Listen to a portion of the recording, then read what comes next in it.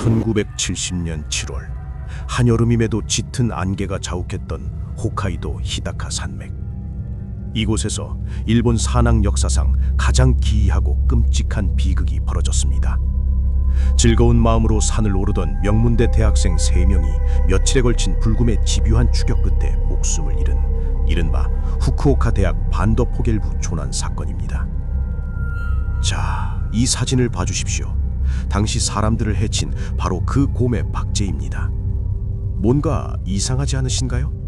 몸길이 2m 남짓, 성인 남성과 비교해도 압도적으로 크진 않습니다.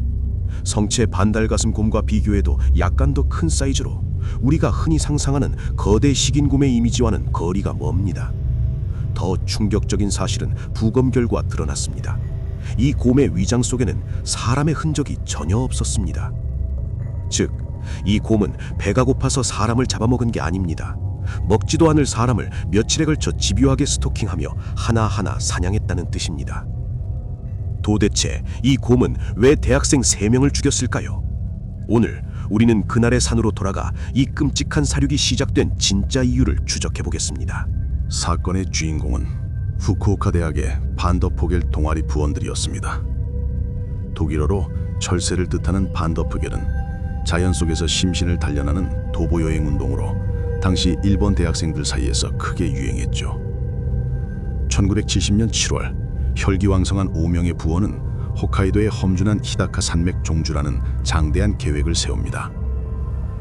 이들이 등산하기로 한 히다카 산맥은 평균 고도 1500에서 2000m의 험준한 봉우리와 깊은 계곡, 가파른 경사로 등산하기가 매우 어려운 지형적 여건을 지닌 산맥이었습니다. 7월 14일 관련 기관에서 입산 허가를 받은 이들은 매무로답게 등산구에서 종주를 시작하였습니다. 이후 순차적으로 종주를 진행 중이던 그들은 체력적 한계, 험난한 날씨 문제 등으로 인해 계획을 수정하여 중간 지점인 카무이의 구치카우시산 정상까지만 등반하고 종주를 마무리 짓기로 하였습니다. 힘든 산행 끝에 맛보는 성취감, 그들은 꿈에도 몰랐을 겁니다. 자신들이 텐트를 친 그곳이 한 맹수의 영토 한가운데였다는 사실을 말이죠. 오후 4시 30분 평화롭던 캠프에 불청객이 나타났습니다. 텐트에서 불과 7m 떨어진 곳, 불곰 한 마리였습니다. 곰의 행동은 기묘했습니다. 사람을 보고도 도망치지 않고 마치 관찰하듯 빤히 쳐다만 보는 겁니다. 아직 사태의 심각성을 몰랐던 학생들은 곰이 신기해 사진을 찍기도 했습니다. 하지만 잠시 뒤 곰은 본색을 드러냅니다. 텐트 밖에 둔 배낭을 뒤지기 시작한 거죠. 학생들은 라디오 볼륨을 높이고 불을 피워 곰을 쫓아냈습니다. 그리고 곰이 건드렸던 배낭을 다시 텐트 안으로 회수했습니다. 바로 이 행동이 그들의 운명을 결정지었습니다. 이후 곰의 출현을 두려워한 그들은 2인 1개조를 지어 교대로 텐트 경계를 섰습니다. 새벽 4시 30분 쫓겨났던 곰이 다시 돌아왔습니다. 이번엔 호기심이 아니었습니다. 명백한 적이었습니다. 곰은 천천히 다가와 텐트 입구를 발톱으로 긁어대기 시작했습니다. 섬뜩한 파열음과 함께 텐트가 찢겨나갔고 공포에 질린 일행은 텐트 뒷문을 열고 30m가량 정신없이 도망쳤습니다. 멀리서 바라본 텐트는 처참했습니다. 곰은 텐트를 무너뜨리고 배낭 속 식량을 뒤지고 있었죠. 리더의 지시로 서브 리더와 막내는 구조 요청을 하러 산을 내려갔고 남은 3명은 곰이 사라진 틈을 타 짐을 회수하였습니다. 한편 구조를 요청하러 간 2명은 계곡을 내려가던 중 훗가이 대학 산악회 멤버들과 만나게 되었습니다. 마침 훗가이 대학 일행들 또한 곰의 습격으로 하산 중이었기에 그들은 2 사람에게 같이 하산할 것을 권유하였습니다. 하지만 서브 리더는 남은 동료들과 함께 하산하겠다며 이를 사양했고 식량, 고체 연료 등을 빌려 다시 일행과 합류하기 위해 복귀하였습니다. 이후 흩어졌던 일행은 다시 합류했고 여기서 그들은 잘못된 판단을 하게 됩니다. 곰 습격의 위협이 있는데도 철수하지 않고 최종 목적지로 가기로 결정한 것이죠. 저녁 식사를 마치고 텐트를 치고 있던 그들 앞에 또다시 곰이 등장합니다. 그들은 이번에도 곰을 지켜보다가 짐을 회수하려 했으나 곰은 계속해서 텐트 주변을 떠나지 않았습니다. 결국 그들은 해질녘이 되어서야 인근의 도토리 대학의 켄트로 도움을 청하기로 합니다.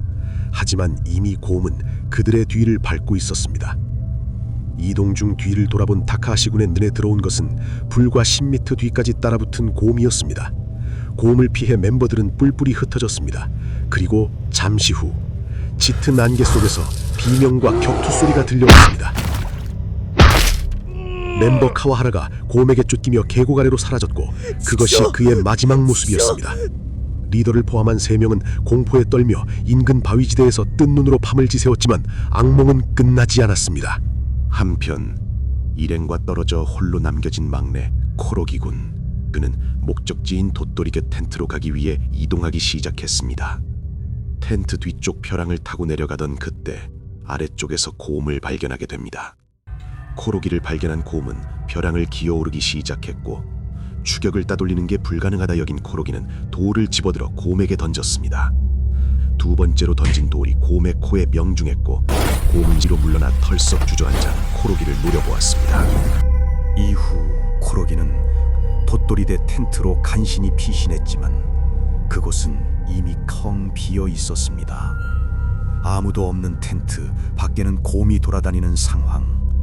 그는 죽음의 공포 속에서 작은 수첩을 꺼내 기록을 남깁니다. 4시경 잠이 깼다. 바깥 상황이 신경 쓰이지만 무서워서 8시까지는 텐트 안에 있기로 한다. 텐트 안을 둘러보니 코펠이 있어 열어보니 밥이 있었다. 이걸 보고 조금 안심이 된다. 위쪽은 안개가 껴있어서 왠지 기분 나쁘다. 벌써 5시 20분이다. 또 곰이 나올 것 같은 예감이 들어 다시 침낭 속으로 파고든다. 아, 빨리 하카타로 돌아가고 싶다. 7시 계곡으로 내려가기로 결정한다. 주먹밥을 만들고 텐트 안에 있던 셔츠와 양말을 빌려 신는다. 텐트를 나서서 보니 5m 위쪽에 역시나 곰이 있었다. 도저히 나갈 수가 없어 이대로 텐트 안에 머문다. 3시경까지 하지만 를 지나가지 않는다. 다른 멤버들은 벌써 하산한 걸까? 도토리대 WV는 연락해준 걸까? 언제 구하러 오는 걸까? 모든 것이 불안하고 무섭다. 또 안개가 짙어져서 이 메모를 끝으로 코로기군 역시 싸늘한 죽음으로 발견되었습니다. 시신 발견 장소로 미루어 볼 때 텐트 밖으로 탈출을 시도하다가 매복하고 있던 곰에게 습격당한 것으로 추정됩니다. 다시 멤버 3명의 상황입니다. 바위지대에서 아침까지 휴식한 그들은 코로기를 찾기 위해 계곡 쪽으로 이동하기 시작하였습니다. 하지만 내려간 지 10분 정도 만에 불과 2-3m 앞에서 곰이 나타났습니다. 이때 서브 리더가 기지를 발휘하였습니다. 죽은 척해! 멤버들은 즉시 그 자리에 엎드렸습니다. 곰은 엎드려 있는 리더 옆에서 크게 울부짖었고 공포를 견디지 못한 리더는 일어나서 계곡 쪽으로 도망쳤습니다. 곰은 곧장 그 뒤를 쫓아갔습니다. 리더가 곰에게 쫓기는 장면을 본 서브 리더와 다크하시는 곰과 반대 방향으로 미친 듯이 도망쳤고 결국 인근의 고노사와 댐 공사 현장에 도착해 구조를 요청하게 됩니다.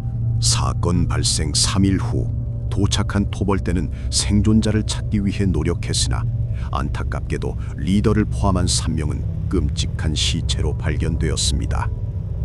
이후 문제의 곰은 사건 현장 주변을 서성이다 토벌대에 의해 사살되면서 이 비극은 끝나게 됩니다. 3명의 젊은 목숨을 앗아간 이 비극은 우리에게 몇 가지 서늘한 진실을 알려줍니다. 첫째, 곰의 소유욕입니다. 전문가들은 곰이 처음 배낭을 건드렸을 때 이미 그것을 자신의 것으로 인식했다고 분석합니다.